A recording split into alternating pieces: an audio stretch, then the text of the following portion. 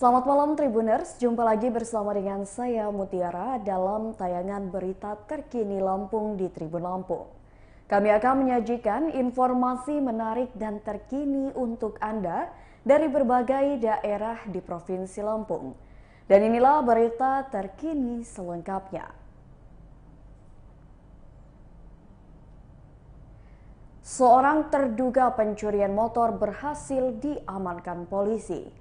Anggota Satlantas Polresta Bandar Lampung mengamankan seorang terduga pelaku pencurian sepeda motor atau curanmor pada Senin 27 Juni 2022 sekira pukul 14:30 waktu Indonesia Barat. Pelaku curanmor yang belum diketahui identitasnya ini diamankan oleh anggota yang sedang patroli di Jalan Sultan Haji Sepanjaya, Bandar Lampung. Anggota yang bertugas awalnya mencurigai gerak-gerik pelaku curanmor karena mengendarai motor tanpa plat nomor. Mengetahui hal itu, petugas lalu mengejar pelaku tersebut dengan maksud untuk melakukan penilangan. Pelaku yang sempat kabur akhirnya berhasil petugas bersama warga di Jalan Harapan Sepanjaya, Labuhan Ratu, Bandar Lampung. Kasat Lantas Polresta Bandar Lampung AKP M. Rohmawan menjelaskan, saat diamankan ditemukan barang bukti yang memperkuat dugaan tersebut. Barang bukti tersebut antara lain senjata api rakitan, kunci T dan kunci L. Pihaknya menduga alat tersebut hendak digunakan untuk melakukan tindak kejahatan lainnya.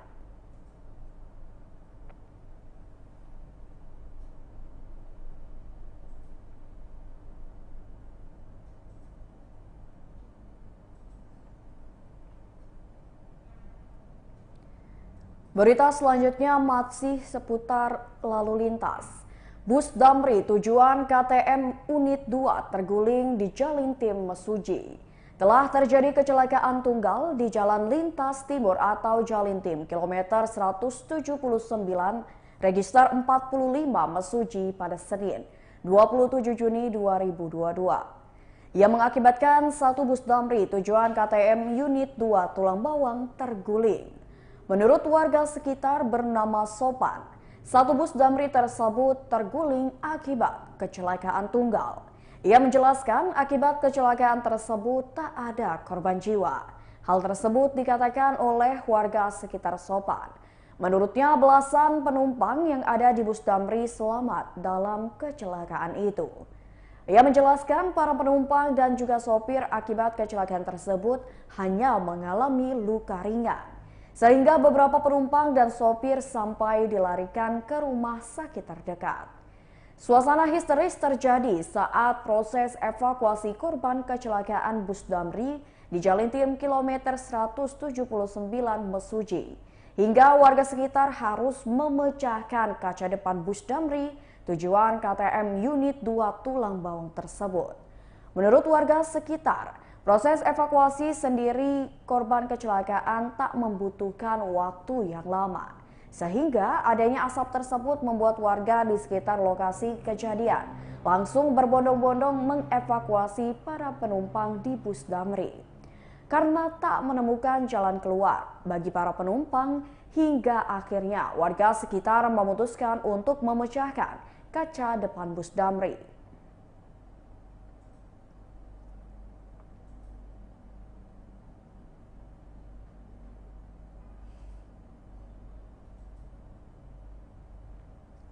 Berita selanjutnya, anggota polisi calon penerima Hugeng Awards 2022 asal Lampung Selatan. Anggota Satpol Airut Lamsel calon penerima Hugeng Award 2022 Aibda Agung Gede Asmarajaya. Anggota Satpol Airut Polres Lampung Selatan menjadi salah satu calon penerima Hugeng Award 2022. Penghargaan itu diberikan atas dedikasinya di bidang literasi dan kemanusiaan. Hugeng Awards 2022 akan digelar pada 1 Juli 2022 mendatang di Jakarta Selatan. Gede yang menjabat sebagai Kasubit Lidik di Satpol Airut Polres Lampung Selatan pada Kamis 23 Juni 2022 kemarin mengaku tidak menyangka mendapat penghargaan tersebut.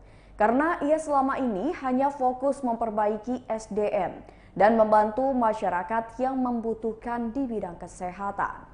Ia mengatakan sudah mendapatkan undangan penyerahan penghargaan tersebut di Jakarta Selatan pada 1 Juli mendatang.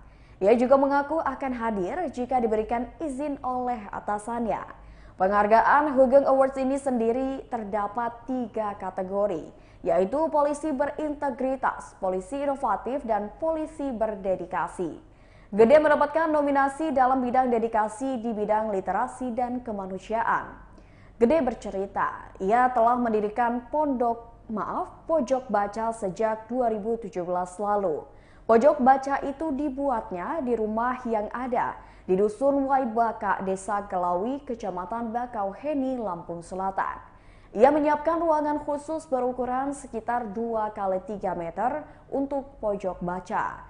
Di pojok baca itu ia menyiapkan beragam buku bacaan, baik siswa SD sampai mahasiswa. Ia mengaku kebanyakan anak-anak yang datang ke pondok bacanya di jenjang SD kelas 1 sampai dengan kelas 6. Kadang ada juga tetangga yang datang untuk mencari buku-buku bacaan.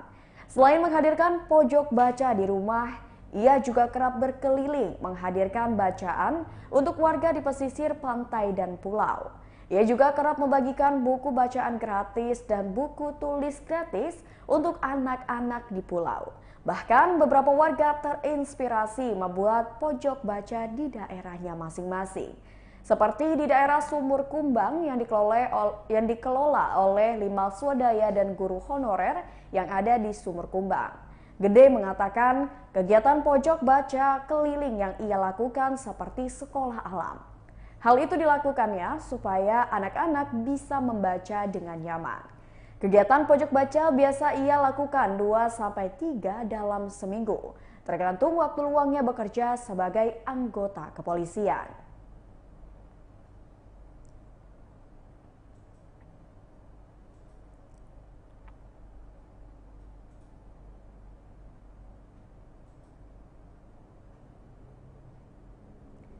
Berita selanjutnya, pendaftaran PPDB jenjang SMA-SMK tahun 2022-2023 di Bandar Lampung dibuka.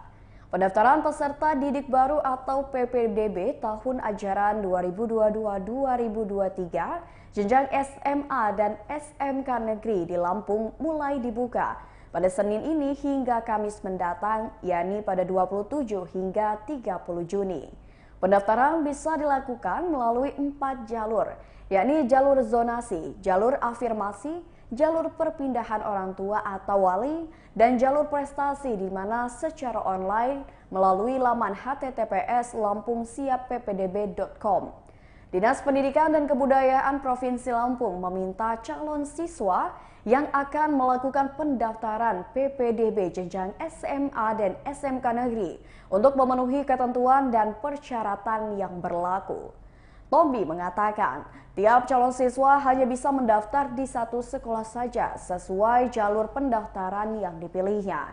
Jika tidak diterima di sekolah pilihannya, calon siswa tersebut tidak bisa mendaftar lagi di sekolah negeri lainnya, sekalipun berada di satu wilayah zonasi yang sama. Namun lebih lanjut, Tommy menjelaskan untuk calon siswa yang mendaftar melalui jalur prestasi memiliki kesempatan untuk memilih 2 jalur pendaftaran, yakni jalur prestasi dan juga zonasi sekaligus.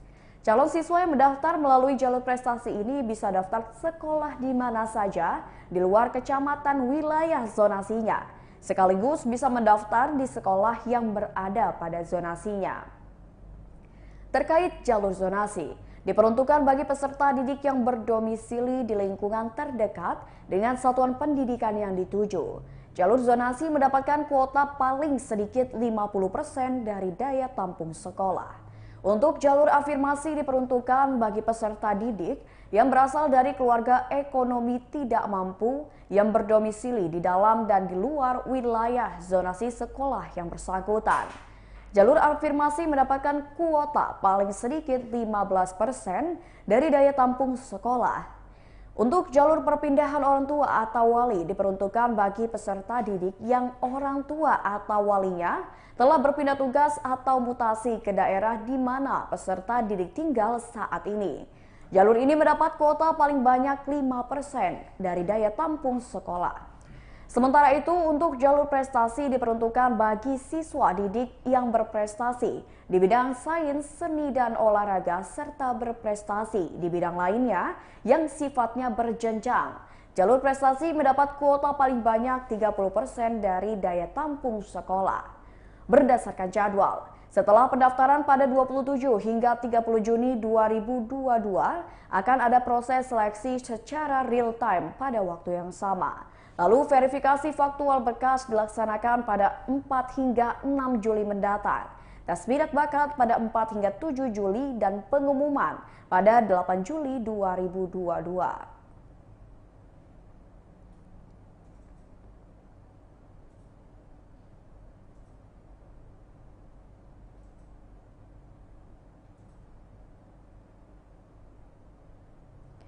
Berita selanjutnya, 10 rumah di Lampung dapatkan bantuan program bedah rumah dari Polda.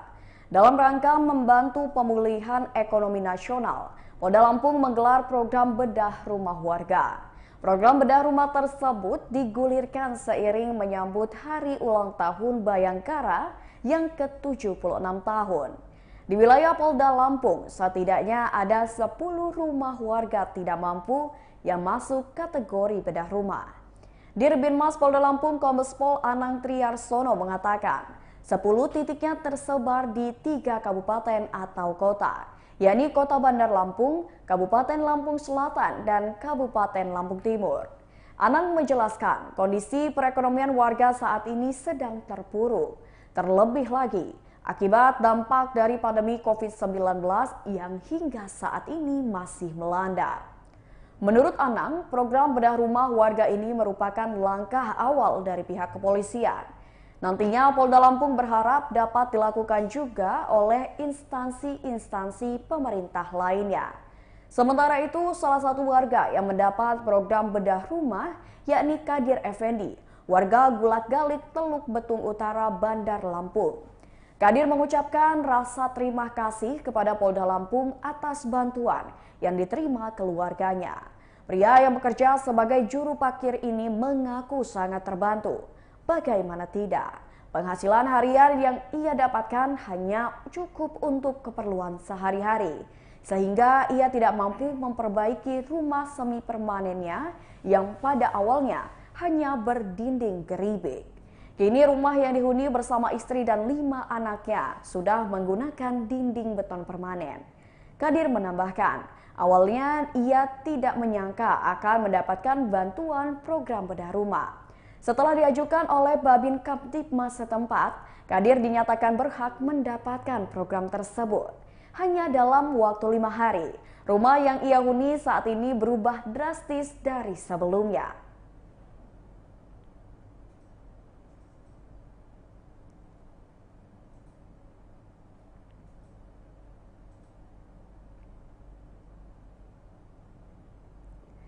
Berita selanjutnya, perjuangan seorang kakek penjual tape di Bandar Lampung. Seorang kakek penjual tape singkong tampak menjajakan dagangannya pada Senin 27 Juni 2022. Dagangan kakek penjual tape singkong itu setiap hari mulai dari pukul 9 hingga 16 waktu Indonesia Barat. Adapun area kakek penjual tape singkong di sekitaran Kedamaian Bandar Lampung. Ketika ditanya keuntungannya berjualan, sang kakek bercerita kerap tidak balik modal. Kakek tersebut menjual tape dengan harga Rp10.000 per satu porsinya. Lebih lanjut, ia menceritakan awal mula belajar membuat tape ketika kakek itu masih muda. Beranjak dewasa, dirinya sempat bekerja sebagai kuli bangunan dan juga pernah berjualan bakso. Berjalannya waktu, dirinya memulai untuk berjualan tape, lumayan untuk kebutuhan hidupnya sehari-hari.